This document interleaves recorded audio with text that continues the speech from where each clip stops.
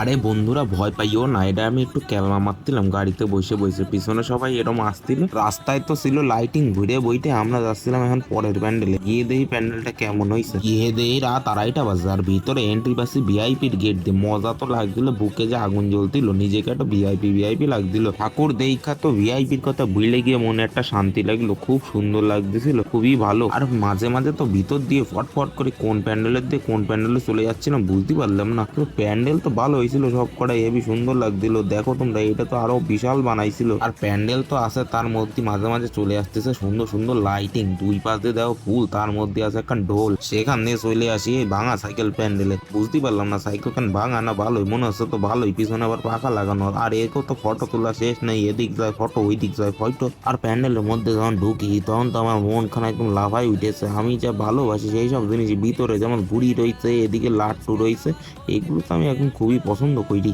আর এই গরমের মধ্যে প্যান্ডেলের মধ্যে ঢোকার প্রথম টার্গেটই হলো ফ্যান। ফ্যান যেখানে আমরা সেখানে ফ্যান খোঁজো তারাই বড়।